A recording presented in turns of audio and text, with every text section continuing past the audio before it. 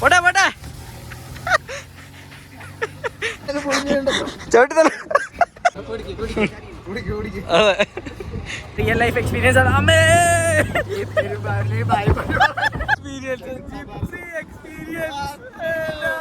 The raw experience, the most demanding and legendary gypsy ആണ് ഇന്ന് നമ്മുടെ കയ്യിലുള്ളത്. It's actually 1986 model 1 litre engine power ചെയ്യുന്ന ഒരു ജിപ്സിയാണ്. സോ ഇന്ന് നമ്മൾ സംസാരിക്കാൻ പോകുന്നത് ഈ ഒരു ജിപ്സിയുടെ വിശേഷങ്ങളായിരിക്കും.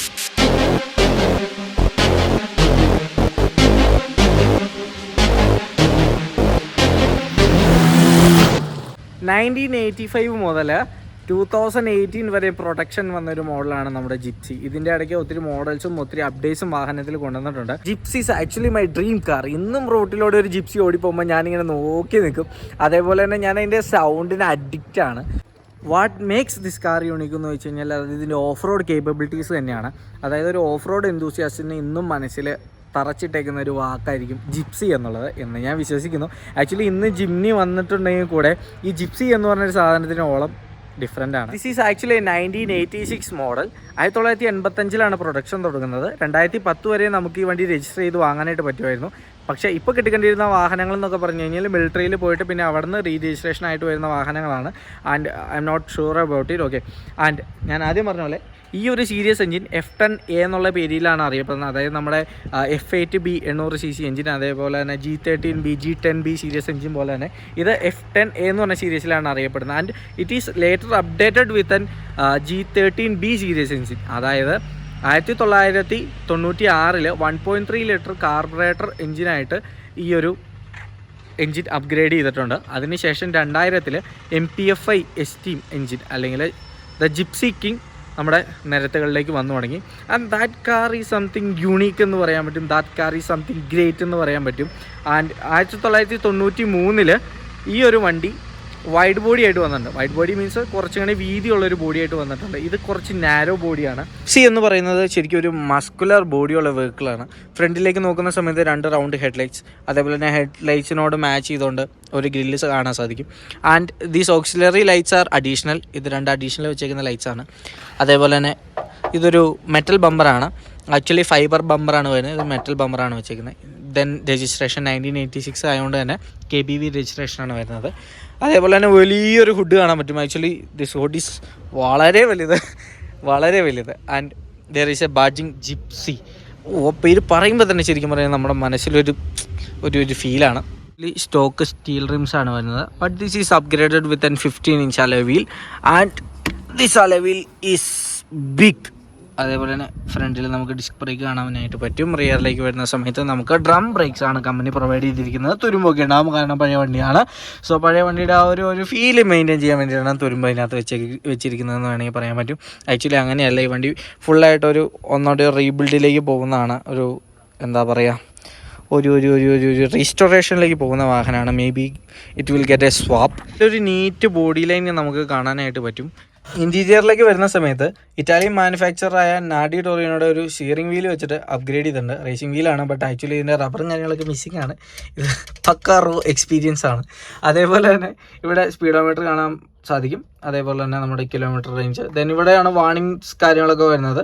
പക്ഷേ വാണിംഗ് ഒന്നും കാണിക്കാനുള്ള സംഭവമൊന്നുമില്ല, എല്ലാം ഫുൾ ബ്ലാക്ക് ഔട്ട് ചെയ്ത് കളഞ്ഞേക്കാണ്. ദെൻ ഇവിടെ നോക്കാനാണെന്നുണ്ടെങ്കിൽ ഇവിടെ ഫ്യൂൽ ഗേജ് കാണിക്കുന്നുണ്ട്. അതേപോലെ തന്നെ ടെമ്പറേച്ചറിൻ്റെ ഒരു ഓപ്ഷൻ ഇവിടെയാണ് വരുന്നത് കേട്ടോ. ഓക്കെ, അതാണ് ബേസിക്. ഇത് സത്യം പറഞ്ഞു കഴിഞ്ഞാൽ നമ്മുടെ ഈ ഒരു സുസുക്കി പഴയ വാഹനങ്ങളുടെ എല്ലാം തന്നെ ഇൻറ്റീരിയർ ആക്ച്വലി ഒരു ബേസിക് കോൺസെപ്റ്റാണ്. ബേസിക്കാണ്, ഒന്നും തന്നെ ഇല്ല, അല്ലെങ്കിൽ എല്ലാം കോമൺ ആണെന്ന് പറയാൻ പറ്റും. ആൻഡ് AC വെൻസ് ഇത് ഇവിടെ കാണാൻ പറ്റും.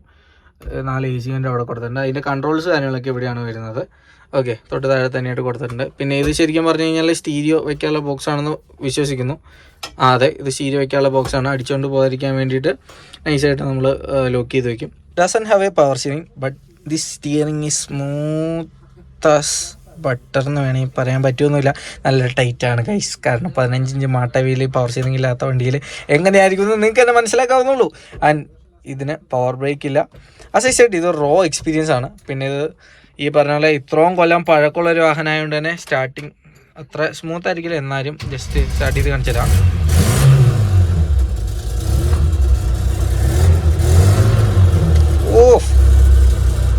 that engine just woke up to life.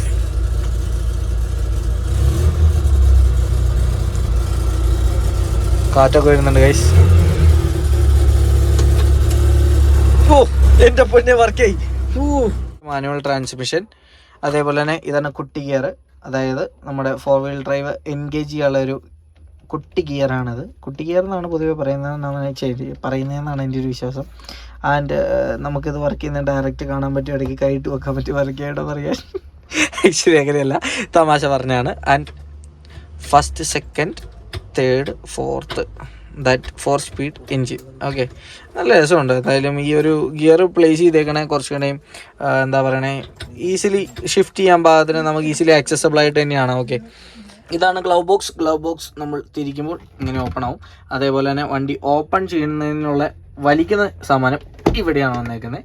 Okay, അപ്പോൾ അതാണ് അതിൻ്റെ ഓപ്പണിങ് മെക്കാനിസം എന്ന് പറയുന്നത്. പിന്നെ നോക്കാനാണെന്നുണ്ടെങ്കിൽ മാരുതി പഴയ വണ്ടികളിൽ വരുന്ന കൂട്ട് തന്നെ ഒരു ലിവർ, പിന്നെ വീണ്ടും ഒരു ലിവർ, പിന്നെ വീണ്ടും ഒരു ലിവർ, മൊത്തം കമ്പും കോലുമൊക്കെയാണ്. Okay, the seats are replaced with an rally seat.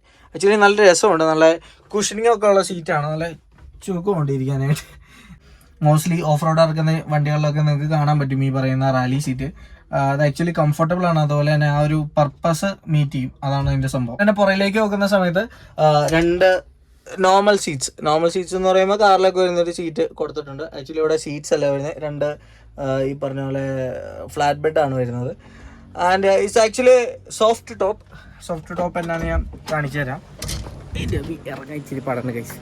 Okay, this is called soft top, അതായത് ഇത് ഈസിലി നമുക്ക് മടക്കി വെക്കാനൊക്കെ ആയിട്ട് പറ്റും, അതാണ് സോഫ്റ്റ് ടോപ്പ്. അതേപോലെ തന്നെ ഹാർഡ് ടോപ്പ് വരുന്നുണ്ട്, ഇതേപോലെ തന്നെ ബോഡി വരുന്നതാണ് ഹാർഡ് ടോപ്പ് എന്ന് പറയുന്നത്. And this is A soft top vehicle.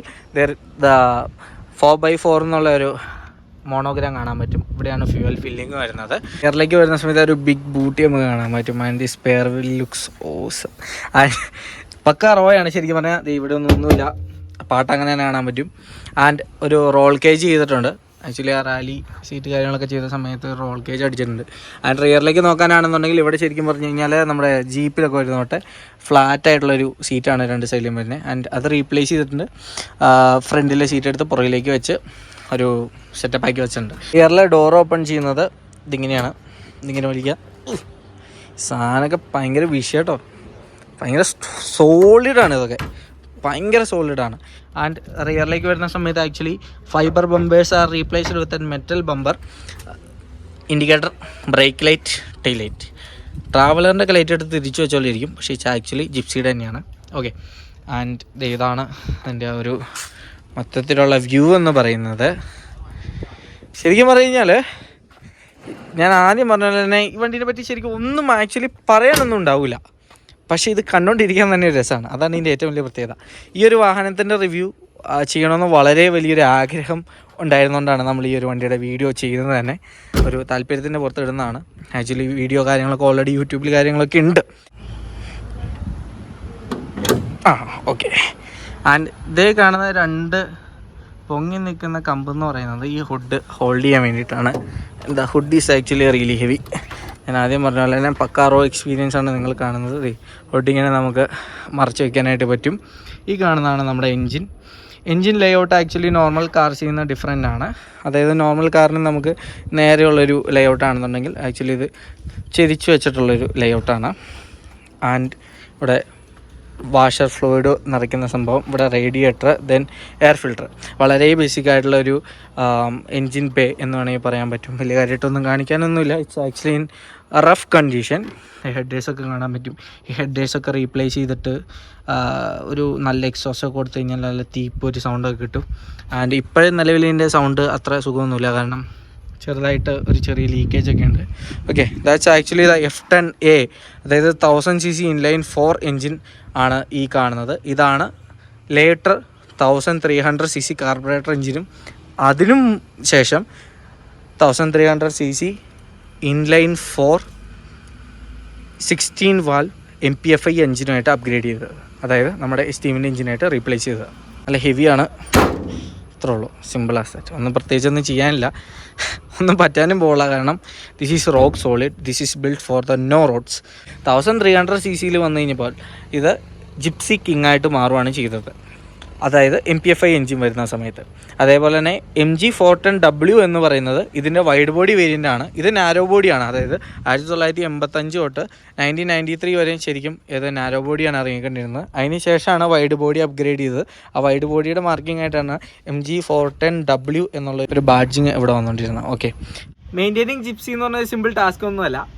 കാരണം ഇതിൻ്റെ പാർട്സ് സോഴ്സ് ചെയ്യുക, അതേപോലെ തന്നെ ഒരു ഗുഡ് കണ്ടീഷനിൽ കീപ്പ് ചെയ്യുക എന്ന് പറഞ്ഞാൽ ഇച്ചിരി മെനപ്പെട്ട ഒരു പണി തന്നെയാണ്. Huge thumbs up to who maintaining this car very well.